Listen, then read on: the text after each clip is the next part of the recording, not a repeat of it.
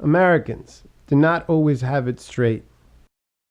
How the international capitalism and democracy that they introduced into Hawaii, Philippines, Panama, Cuba, Puerto Rico, and other regions of the world would stimulate global economic and social progress.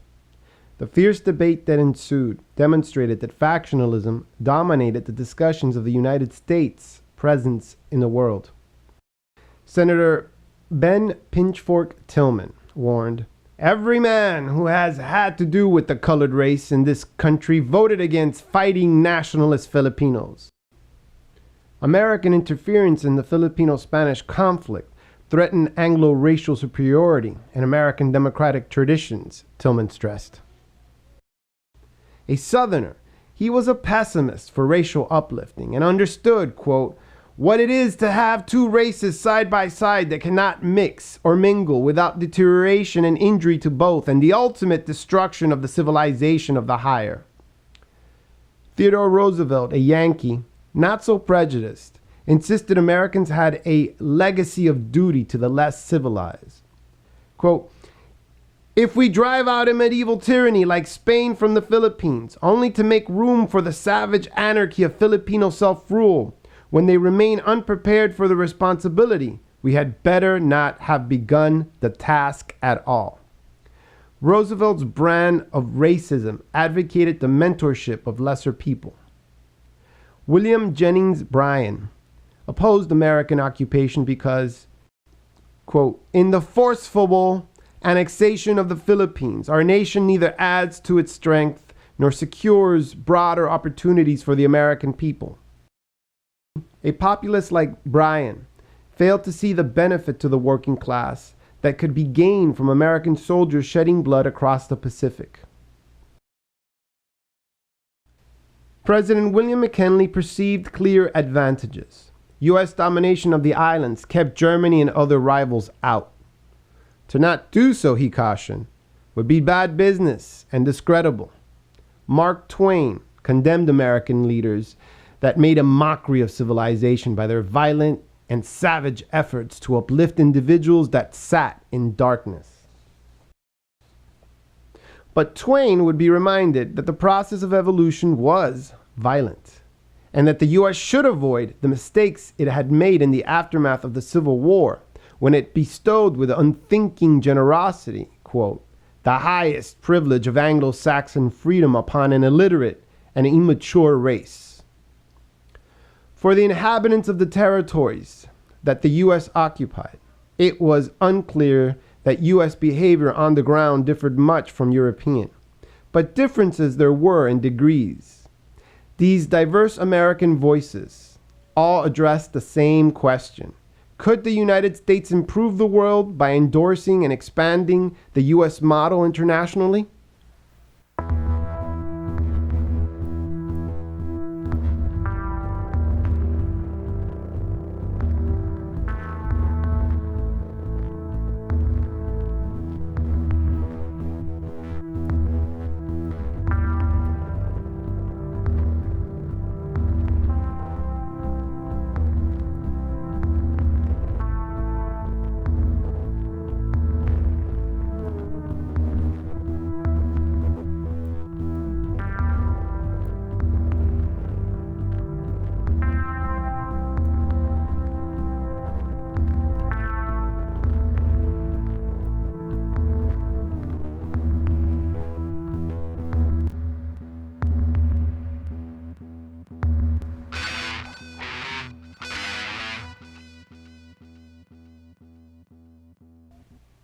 The Great War offered President Woodrow Wilson an opportunity to sell an American alternative to European imperialism, militarism, and autocracy, and perhaps put this entire debate to rest. Wilsonian internationalism had been in the making since the United States warred against Spain and landed engineers, the priest of material development, in the Philippines to introduce industrial enterprises. It was in the belly of the Cuban Constitution when Elihu Root forced its architects to accept the Platt Amendment, which protected immature Negroid Cubans from jeopardizing the sovereignty of the island to European empires. The open door notes in China intended to establish free markets in Asia, reflected, similarly, this American experiment in international police power.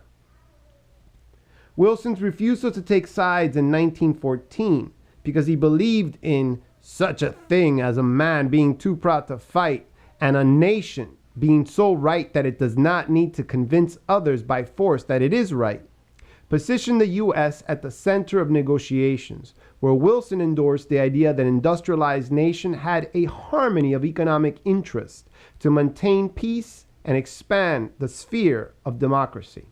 U.S. neutrality made the nation engineer and supervisor of this global community. Wilson proudly failed to see the logic behind the escalation that declared the Great War. He determined it signaled the obsoleteness of European imperialism. It all started in southeastern Europe. An independent state in the Balkans, Serbia, had gained its independence from the Ottoman Empire during the early 19th century. As the Ottomans lost military control, Russia and Austria-Hungary slithered in and competed for the role of protector in the region. In 1908, Austria annexed Bosnia, which was Serbia's neighbor, and crushed Serbian nationalist dreams of expanding their kingdom. In the years following, Slavic nationalist organizations attempted to delegitimize Austrian-Hungarian dominance in Bosnia. The ethnocentric Russians sympathized with their Slavic brothers and sisters. They yielded defense.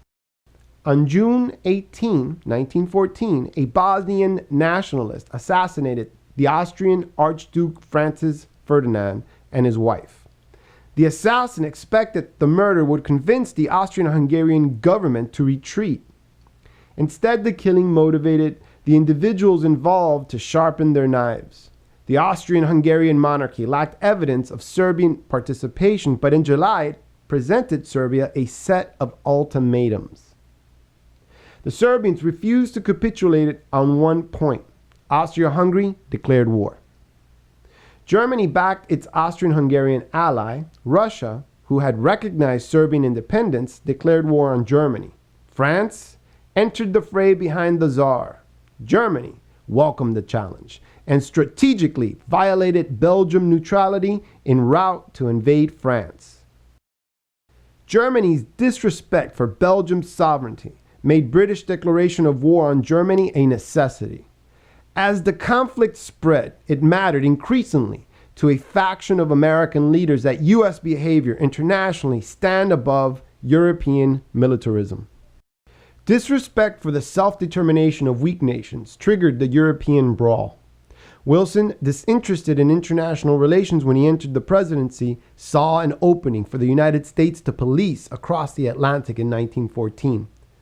This opportunity to serve as an international police power was complicated because the United States selectively allowed Britain's blacklisting of U.S. businesses who continued to sell to Germany and Austria-Hungary.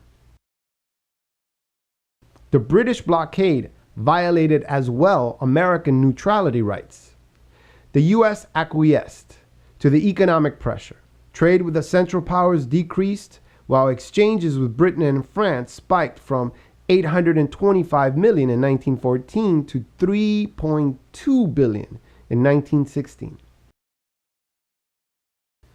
Britain appeared more civilized. At the heart of this civility was Britain's control of the seas. It granted Britain power to tolerate and adhere to international law. The Germans, newcomers to oceanic power on the other hand, lacked the naval capability to follow it. German submarine warfare, deviant and piratical, provided justification to accuse the Kaiser of wrongdoing. Wilson's advisor, Colonel E.M. House, cautioned, quote, "If Germany won, it would change the course of our civilization and make the United States a military nation." Thus, Wilson and his cabinet rationalized that Britain was the bridge to a third post-war alternative that would make the world safe for democracy. The advancements of industry and free trade made its practitioners in the United States believe themselves superior. This conceit pushed the United States to force the weak nations to take help when help is needed.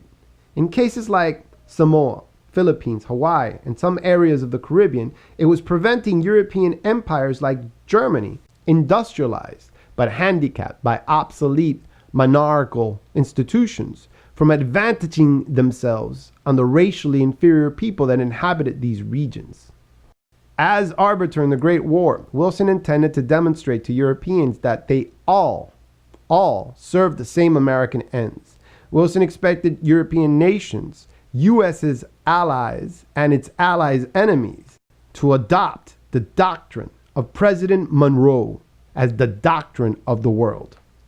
Wilson insisted he stood for American principles, and that all forward-looking men and women in Europe desired them because they were the principles of mankind and must prevail. But American dependence on Britain made Wilson's dealings appear hypocritical to outsiders. This dependence perpetuated misunderstandings of U.S. intentions and hid that all European governments were being defined as dominated by, quote, the strange trappings and the primitive authority of an age that is altogether alien and hostile to our own. Wilson recognized the dilemma he was in and explained to associates that he wished the United States would not be put in a position of seeming in any way involved in British policy. As far as the president and his followers were concerned, the role of the United States was to arrest this primitiveness because it delegitimized self-determination throughout the world. Wilson's ideas of equality of nations, right over might, consent of the governed, peace without victory, and community of power threatened the stability of all European empires, even American allies. To achieve these ends across the board required Wilson to spread this gospel to the colonized, so that these oppressed people could further push the empires allied with the United States to respect democracy. To do this, the United States would have to assist colonized nations to evolve from savage anarchy and medieval tyranny, as Roosevelt affirmed, to democratic industrialism. But while Wilson struggled to achieve these ends, American allies and Wilson's Democratic opponents forced compromises. The compromises the Wilson administration made with imperialist powers, in addition to the idealistic promises made to the colonies of the imperialist powers, were the undoing of Wilsonianism. This Wilson strategy established the United States' responsibility for the entire world. For this, Republicans tore Wilson to pieces. The Secretary of State under Republican President Harding, Charles Hughes Evans, defined Wilson's ideas as highly dangerous because they appealed to foreign people against their governments. It was still more dangerous to excite hopes which could not be satisfied. Even though the United States had ascended from the Great War a world power, part of this power rested on the debts that crumbling European empires owed the U.S. because of the war. In this sense, American power was yet uncollected power. To support or advocate the further fractionalization of these empires might mean these European nations could not repay their debts to U.S. banks, which directly threatened the U.S. economy. To an extent, Wilson, by internationalizing his ideas, set the stage for future U.S. leaders to be called hypocrites by diverse nationalist movements around the world. The U.S. lacked the financial strength and the political and diplomatic will to recognize all nationalist movements without threatening U.S. political, diplomatic, and economic interests.